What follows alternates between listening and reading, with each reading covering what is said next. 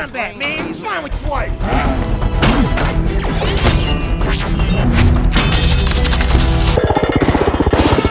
Air support, we need... Autobots!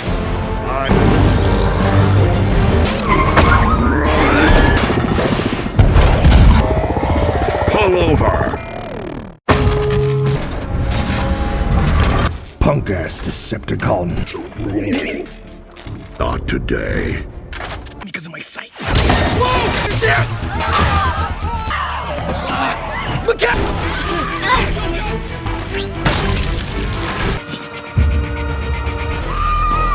You gotta get that. Oh my God! Kiss this bitch. Thing you saw back there? Oh my God! Oh my God!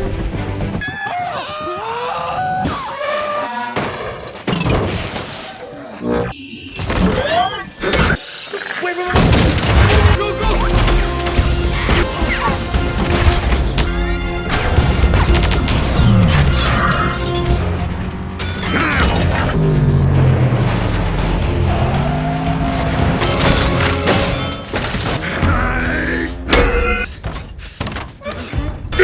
Waste of...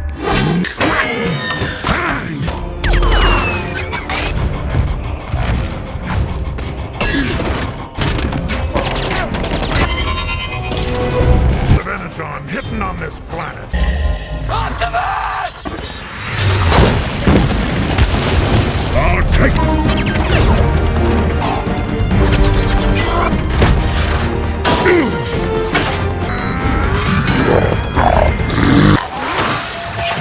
Where are you?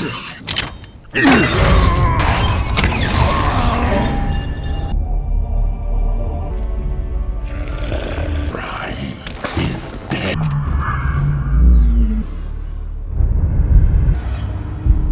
Autobots, get them out of here!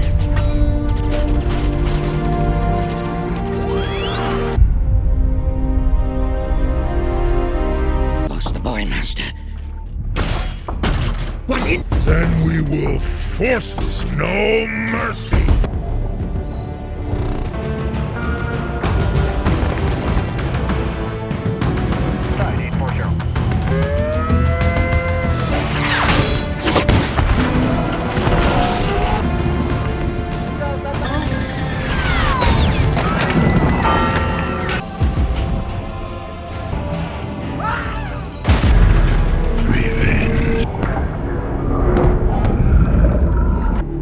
Definitely not.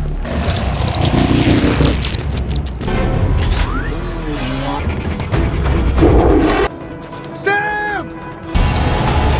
You think you can bring... Go! Cover Optimus! Snipers and stingers up high!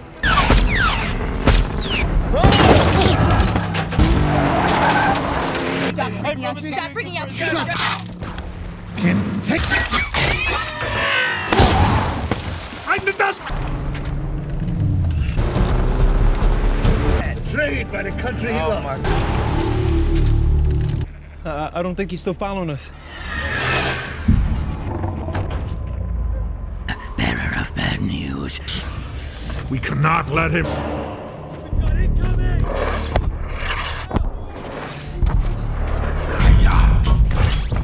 Decepticons are searching for Sam! To find him and get him to Optimus! See an Ironhide!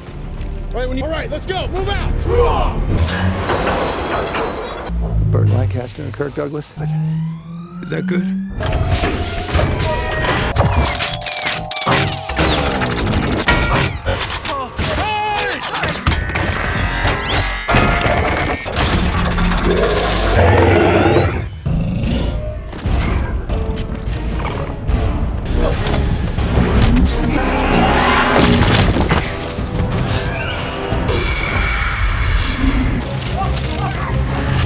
We got a half mile.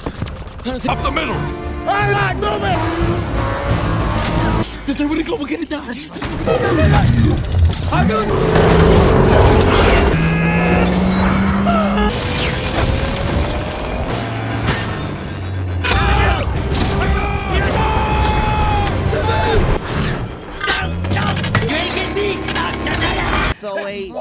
Who's your daddy? First feed! You never eat. Keep fighting, mother. You shot me in the face!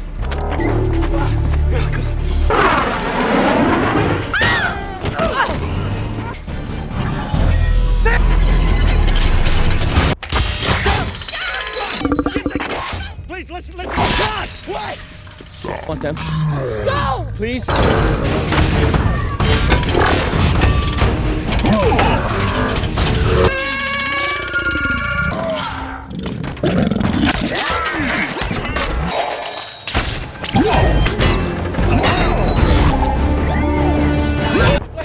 I don't know what... There's gotta be a way! Get us here.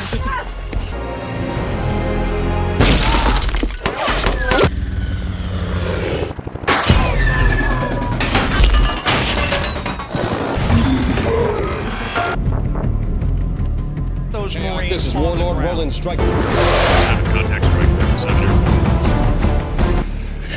Spotted Sam. Let's go. Right over the machine. They turned that machine. Not on my watch. USS We got ourselves an alien. That's classified. In the Gulf, what the hell you do? You tell him to hit. Get out of fire! Let's go! Come on, head! Air support on station ASAP! B1 snap. All right. Precious!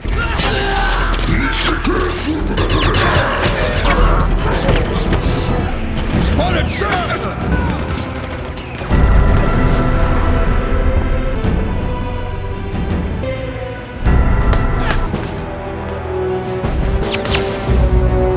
Civilians!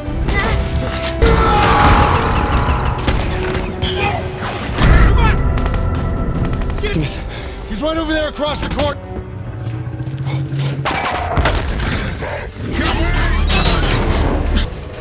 Now let me show you.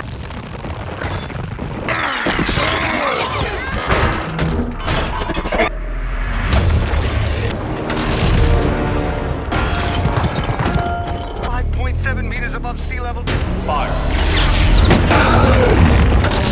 Yeah! B1's.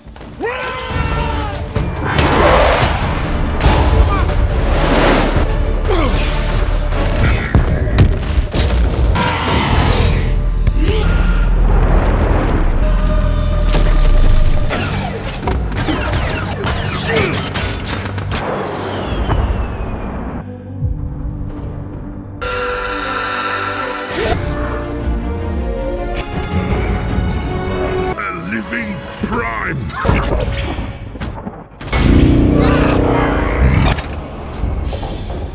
Oh no.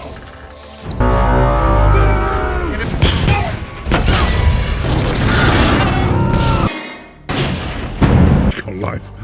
I never did ever have a power you've never known. Those afterburners.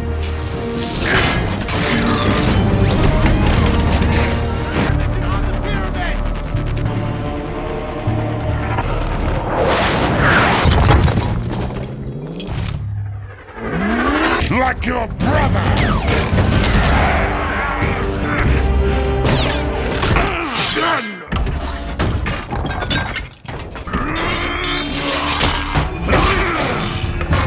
Give me your face! No. Sometimes.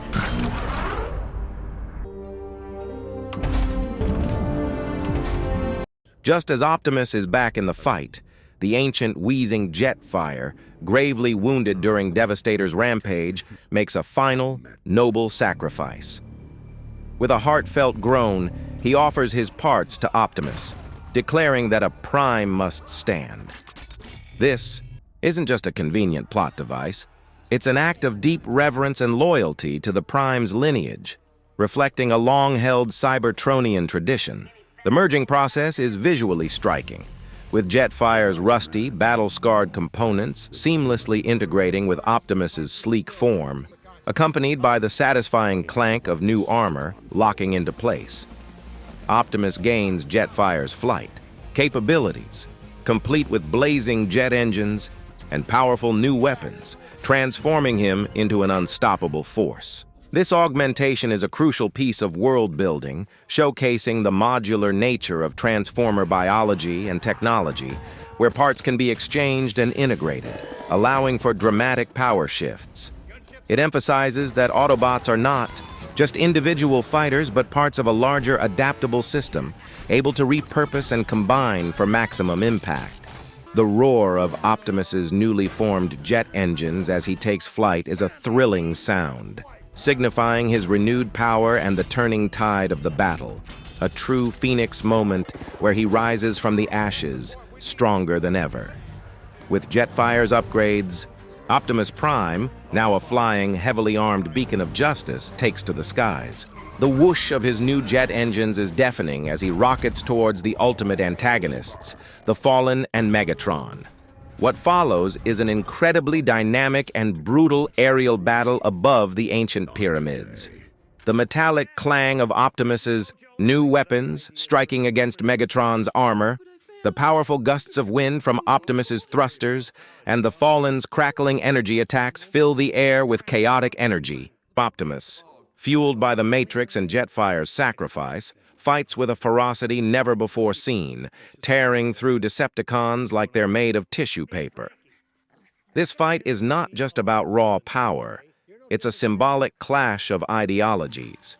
Optimus representing hope and freedom against the Fallen, embodying ancient tyranny and cosmic destruction. The lore of the Primes comes full circle here, as a true Prime confronts the one who betrayed their sacred lineage. The way Optimus maneuvers, dodging and striking with incredible precision, is a testament to his upgraded capabilities, making the sounds of his movements a blur of speed and power. The intensity of their strikes sends shockwaves through the desert, a true battle of titans for the fate of our sun. It's a truly spectacular display of the ultimate power dynamic in the Transformers universe, a Prime versus a fallen Prime. The stakes, literally the survival of our star. In a climactic, brutal showdown, Optimus Prime unleashes his full power against the Fallen. With a powerful, grinding tear, he rips out the Fallen's spark, extinguishing the ancient evil with a final chilling shriek of pain and a surge of crackling energy. The impact of this act resonates deeply, as the ancient traitor, the original villain of the Primes, is finally brought down. With the Fallen defeated, Optimus turns his attention to the Sun Harvester, with a thunderous explosion and the deafening sound of crumbling ancient machinery. He systematically obliterates the device, dismantling its destructive capabilities piece by piece. The sight of the Sun Harvester exploding, showering the desert with debris and sparks, is a monumental victory. This moment is the culmination of all the world building, where the ancient threat is finally vanquished, and the ultimate weapon of the Primes is destroyed. The Earth is saved, and the sun continues to shine, thanks to the combined efforts of humans and Autobots, and the sacrifice of many. The finality of the Fallen's demise and the destruction of the Sun Harvester signifies a powerful shift in the cosmic war, demonstrating that even the most ancient and formidable threats can be overcome through courage and collective effort, reinforcing the themes of hope and resilience in the face of universal danger. It's a powerful, close to a saga spanning millennia, resolving the ancient conflict with a definitive victory for the forces of good. As the dust settles over the Egyptian desert, and the sounds of battle fade into a tense, ringing silence, Optimus Prime stands tall amidst the wreckage. The air still carries the metallic tang of battle, a stark reminder of the immense conflict that just transpired. He reflects on the sacrifices made, the cost of freedom, and the deepening bond between humans and Autobots. His voice, now resonating, with a renewed sense of purpose, echoes with gratitude for their human allies, particularly Sam Witwicky. This final scene is a moment of quiet reflection, allowing the audience to process the immense scale of the battle and the profound implications of the Fallen's defeat. It solidifies the unique alliance forged on Earth, highlighting how the destinies of two vastly different species have become inextricably linked. The sun, now safe, casts long shadows across the desert, symbolizing a new dawn for both humanity and the Autobots. The narrative wraps up the immediate threat, but leaves a lingering sense of their ongoing war against the Decepticons, hinting that while this battle is won, the war for the universe still rages. It's a reminder that even after monumental victories, the fight for what's right is a continuous journey. It's a powerful closing thought, leaving us with a sense of hope and the enduring strength found in unity. What a wild ride, right? From ancient alien lore to kitchen appliance warfare, this movie truly had it all, and then some. It showed us that even when facing down cosmic evil, a little bit of teamwork and a whole lot of explosions can save the day. It also proved that sometimes the biggest threats come with the most epic backstories. Keep those sparks flying, and I'll catch you in the next recap. As Sam's team scrambles, the Fallen arrives in Egypt with Megatron, making his grand entrance with a ripple of raw power. He begins to activate the Sun Harvester, using his telekinetic abilities to effortlessly manipulate massive stone blocks. The grinding sound of ancient rock against rock creating an eerie counterpoint to the desert wind. It's an imposing display of his ancient, almost godlike power, showing he's not just a leader, but a force of nature. Meanwhile, the Constructicons, those gnarly, grime-covered Decepticons, are gathering, their massive forms lumbering across the dunes, their gears grinding and engines rumbling. Their presence signals the impending catastrophic battle. This scene fully establishes the Fallen as the ultimate antagonist, showcasing his destructive goals and immense power. The visual of him moving the stones, almost like a puppet master, drives home the sheer scale of his ancient abilities and his unwavering commitment to the ultimate destruction of our solar system. The gathering Constructicons add a layer of impending doom, emphasizing the massive military force at the Fallen's command, a truly formidable array of destructive power. The desert location transforms from an archaeological site into a battleground for cosmic stakes.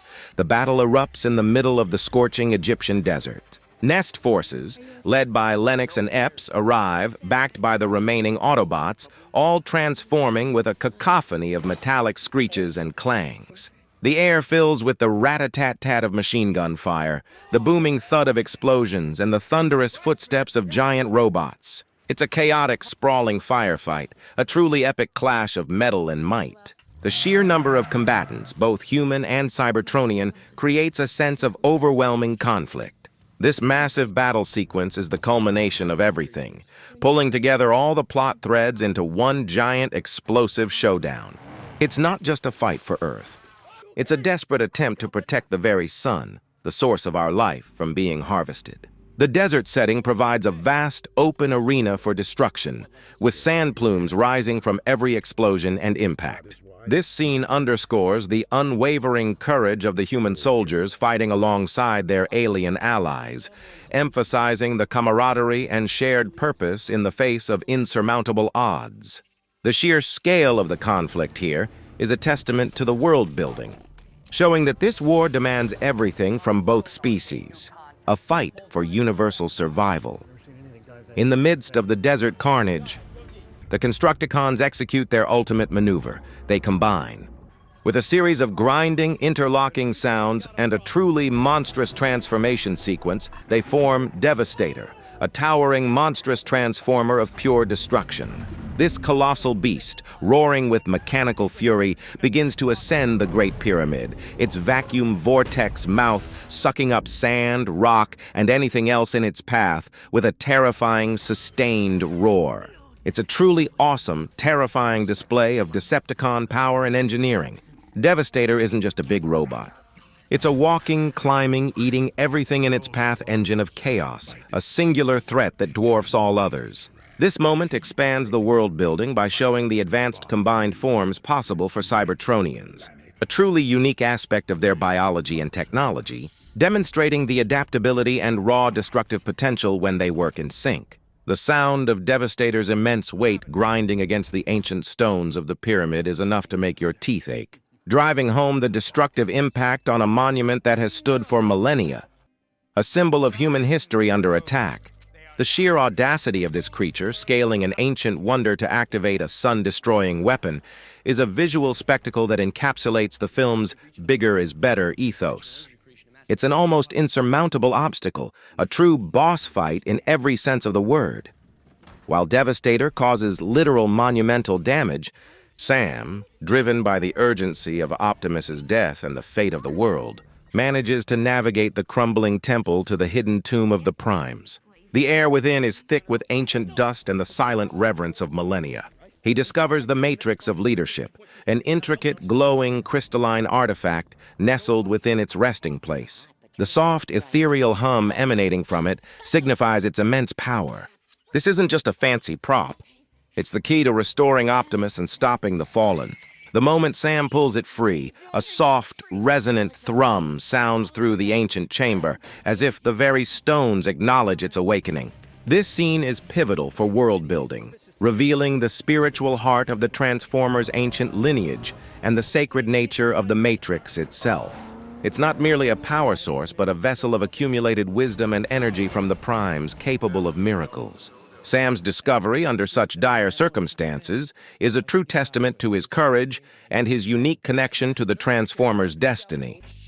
The weight and significance of the Matrix are almost tangible, a source of hope in the darkest hour, a testament to the idea that ancient wisdom can still save the day. It's the ultimate MacGuffin, but with a deeply embedded lore and history. As Sam races towards Optimus's lifeless body, carrying the glowing Matrix, the battlefield is a storm of laser fire and explosions. He's trying to resurrect his friend, while the entire Decepticon army tries to turn him into a very small, very dead pile of human dust. It's a truly harrowing dash, the sounds of incoming fire whistling past his ears, yet his resolve is unwavering. He places the Matrix on Optimus's chest, and with a soft, resonant hum, the artifact dissolves into Optimus's spark chamber. What follows is a slow, agonizing reanimation. The metallic clinks and whirs of Optimus's system slowly coming back online, culminating in the deep, resonant thrum of his spark igniting. Optimus Prime reawakens with a powerful, inspiring roar, bathed in a celestial glow. This moment is not just a revival. It's a second coming, a turning point in the battle. The Matrix's power is shown to be truly miraculous, capable of transcending death and solidifying its place as one of the most powerful artifacts in the Cybertronian universe, a true symbol of life and hope. The sheer relief from the Autobots and human soldiers is palpable, a collective sigh of hope amidst the chaos. Optimus is back, and the fight is far from over. The profound implications of the Matrix's life-giving capabilities are fully realized here, demonstrating a depth of Cybertronian power previously only hinted at, confirming its legend. Just when Alice is about to get really handsy, Michaela Baines arrives on campus because what's a Transformers movie without our intrepid human protagonists in mortal danger? She quickly figures out Alice isn't exactly human and slams her into a car with a satisfying thud. The chase that ensues is pure Michael Bay chaos.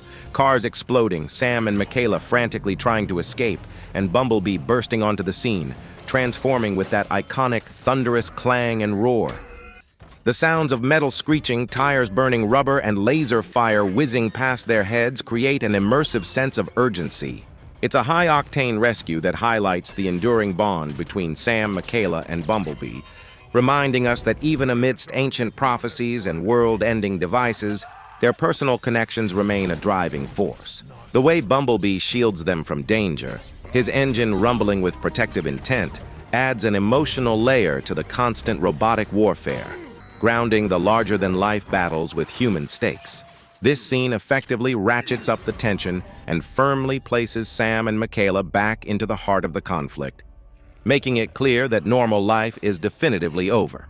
The Decepticons finally manage to corner Sam in an abandoned factory, intending to extract the ancient knowledge from his mind, probably without a proper ethical review board, I'm guessing. Optimus Prime and the Autobots arrive just in time, transforming with their signature bone-jarring metallic shriek. What follows is a brutal, heart-stopping fight. Optimus, always the protector, engages Megatron, Starscream, and Grindor in a desperate 3-on-1 battle.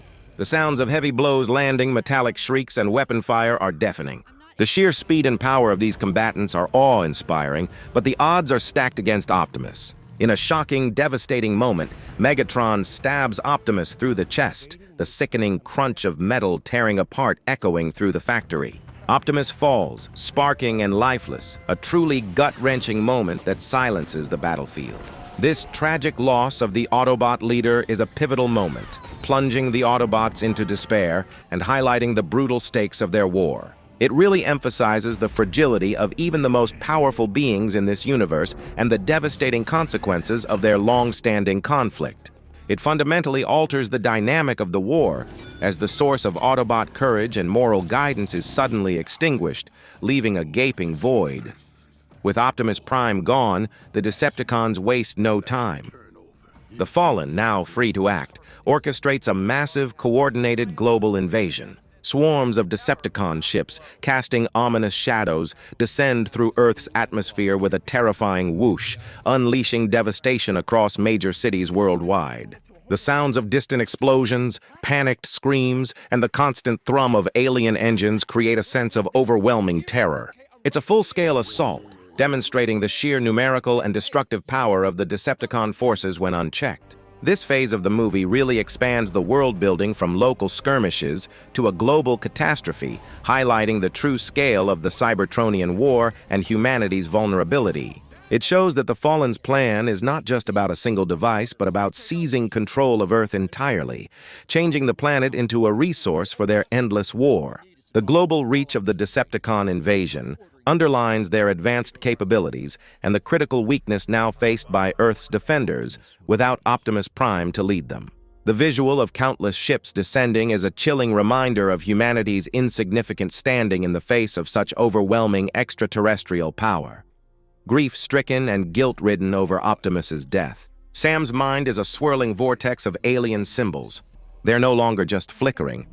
They're overwhelming him, pushing him to the brink of madness. He frantically scribbles them down, trying to make sense of the ancient script. It's like having the entire internet dumped into your brain, but it's all in a language you don't understand, and the survival of the universe depends on you translating it yesterday. The auditory experience of his internal struggle is mirrored by the frantic scratching of his pen and the heavy thud of books as he searches for answers. This intense moment of decoding reveals that the symbols are a map leading to a hidden artifact, the matrix of leadership. This further deepens the Cybertronian lore, revealing the interconnectedness of their artifacts and prophecies. Sam's journey from a regular college kid to an indispensable scholar of alien history is cemented here, making him the central figure in humanity's fight for survival and underscoring the vital role he plays in understanding the deeper mysteries of the Transformers universe. The weight of this ancient knowledge on his young shoulders is almost palpable, a profound shift from his earlier college anxieties. Following the clues embedded within Sam's mind, the group, Sam, Michaela, and the wonderfully eccentric Leo, heads to the Smithsonian National Air and Space Museum. There, they stumble upon an ancient deactivated transformer, a rusty SR-71 Blackbird spy plane that comes to life with a jolt and a loud mechanical groan. This is Jetfire, an old, disgruntled, and thoroughly British-accented former Decepticon who switched sides millennia ago. His awakening is a symphony of creaking metal, sputtering engines, and dusty mechanisms grinding back to life, truly bringing the museum exhibit to life in the most unexpected way. Jetfire, with his wheezing voice and a temper like an old man yelling at clouds, reveals even more ancient history. The Primes built the Sun Harvester on Earth, but only a true Prime can activate it, and only the matrix of leadership can power it. This exposition dump is crucial world building, connecting the dots between all the ancient artifacts and prophecies. It reveals the Prime's presence on Earth wasn't just happenstance. It was for a specific, universe-altering purpose, and it provides a critical piece of the puzzle for stopping the Fallen's apocalyptic plans. The revelation about the matrix of leadership being essential further elevates its importance as a key artifact within the Transformers mythology. With Jetfire now a slightly reluctant ally, he uses a space bridge, a super cool, albeit rickety, teleportation technology that sounds like a malfunctioning washing machine mixed with a jet engine, to transport Sam, Michaela, Leo, and the Autobots directly to Egypt. The shift in scenery is abrupt and visually stunning, from a museum to endless desert dunes. Their race across the sun-baked desert, with the majestic pyramids looming in the distance, is an exercise in speed and tension. The gritty sounds of sand whipping against metal and the thrum of their vehicles create a sense of desperate urgency. The desert landscape itself becomes a character, vast and unforgiving, echoing the ancient secrets it holds. This journey underscores the global reach of the Transformer conflict, showing how vital Earth's ancient sites are to their cosmic war. The visual cue of the pyramids isn't just scenic. It's a direct hint at the location of the Sun Harvester, tying human history directly into Cybertronian lore. The stakes become clearer here. The fate of the Sun, and by extension all life on Earth, hinges on finding the Matrix before the Fallen. This global trek truly emphasizes the massive scope of the conflict, from a suburban backyard to an ancient desert full of millennia-old secrets. Guided by the flickering symbols in Sam's mind and Jetfire's cranky navigational assistance, the team delves into the crumbling, sand-choked depths of an ancient Egyptian temple. The air is thick with dust, and the silence is occasionally broken by the soft crunch of their boots on loose stone. It's a classic archaeological adventure, but with giant alien robots. Jetfire, in his wisdom, explains that the Matrix is not just a key, but also a kind of divine spark that can restore life to a Prime. This adds another layer to the Matrix's mystical properties, emphasizing its pivotal role in the Prime's lineage and their ancient connection to life and death. The lore here is truly enriching, painting a picture of Cybertronian spirituality and the sacred nature of their artifacts. The search itself is fraught with tension. As they navigate treacherous traps and crumbling pathways, the sound of falling debris echoing ominously. The scene reinforces the idea that the Transformers' ancient history is deeply intertwined with Earth's own, hidden within its most ancient monuments. The Matrix isn't just a power source. It's a symbol of leadership, renewal, and the very essence of the Primes, making its discovery an event of immense cosmological importance. The crumbling architecture and ancient hieroglyphs further deepen the world building, creating a sense of history that spans entire epochs. Hey guys, today we're diving headfirst into the colossal, explosion-packed world of Transformers: Revenge of the Fallen.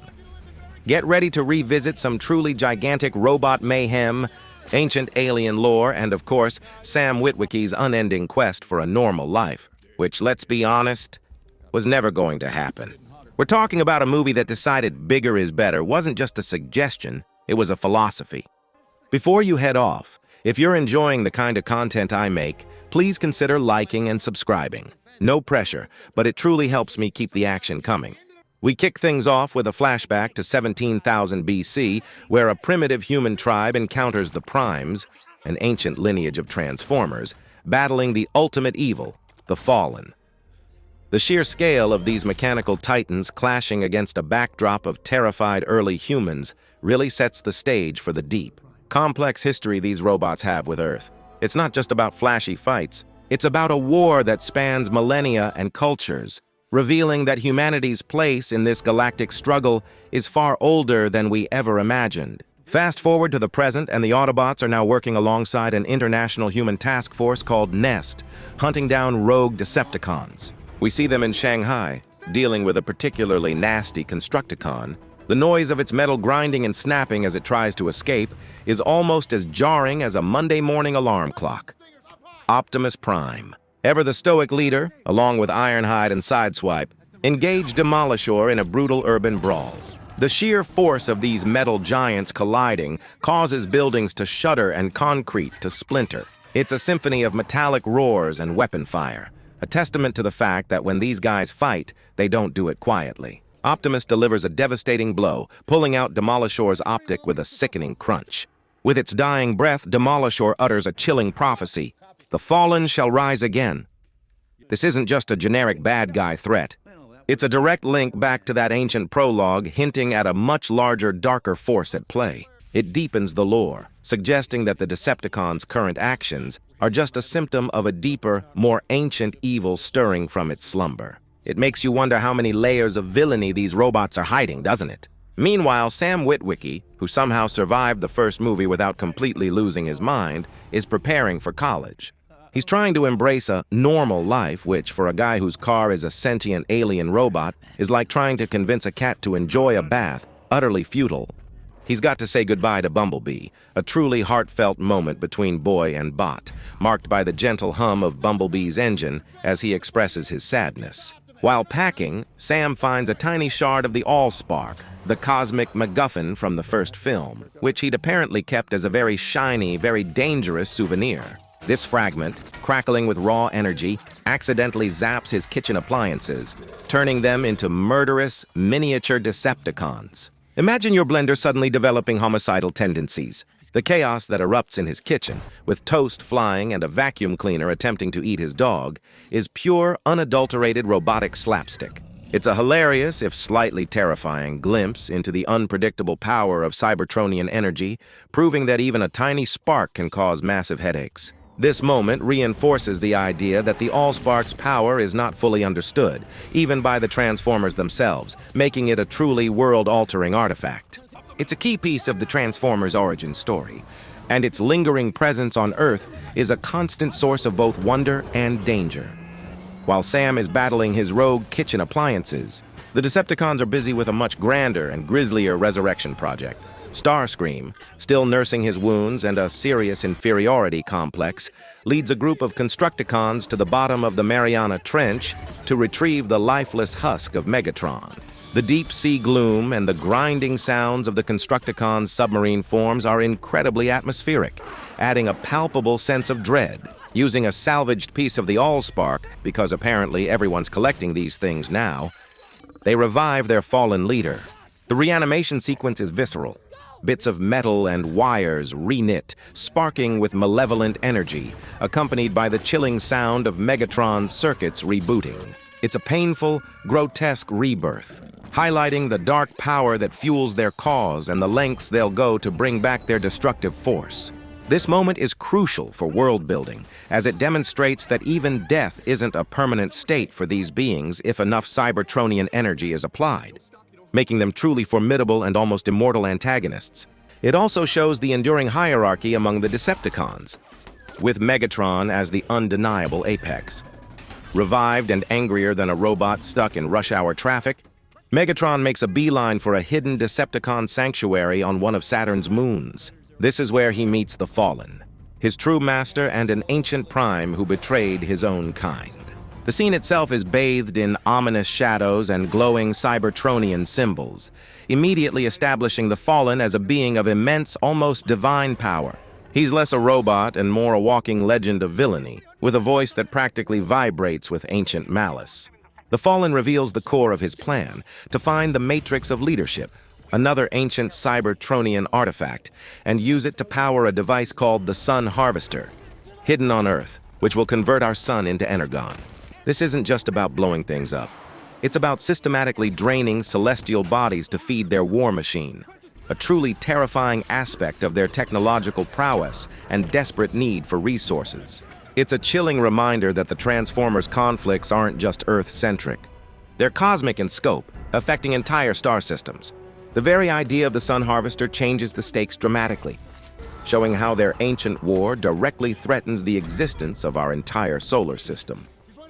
Back on Earth, Sam's attempt at a normal college experience is, predictably, falling apart faster than a budget flat-pack furniture.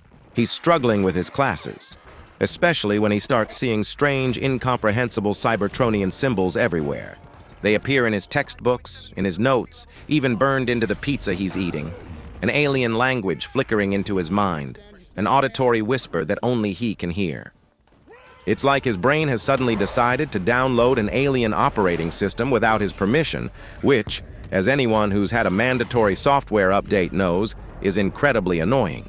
This psychic download is a direct result of the Allspark fragment he touched, imbuing him with ancient knowledge that makes him a target. It's a clever way to link Sam directly to the deeper lore of the Transformers, making him more than just a human sidekick, but a vital, unwitting repository of forgotten history. The sensory overload and confusion Sam experiences are almost palpable, reflecting the burden of suddenly becoming a conduit for alien secrets. This showcases the depth of Cybertronian knowledge and how a small interaction can trigger a profound, universe-altering event, proving that the Transformers' influence can transcend even physical contact. The Decepticons, however, aren't waiting for Sam to leisurely decode ancient Cybertronian hieroglyphs. They know he holds the key, or rather, the map, to the Sun Harvester. They dispatch Alice, a pretender Decepticon disguised as a seductive college student, to get close to him. Alice is an unsettling blend of human charm and alien menace, her metallic clicks and whirs just barely audible beneath her seemingly normal exterior. The sequence where she tries to seduce Sam is a masterclass in creepy tension, building to a sudden violent reveal of her true form, complete with her screeching transformation and the tearing sounds of her human facade. It's a terrifying reminder that the Decepticons aren't just giant robots. They can be insidious and deceptive, blending into human society with chilling effectiveness. This expands the world building, showing the diverse capabilities of the Decepticons beyond brute force, highlighting their cunning and adaptability as they hunt for their ancient prize. It also shows the constant peril Sam is under, as danger can lurk in the most unexpected places.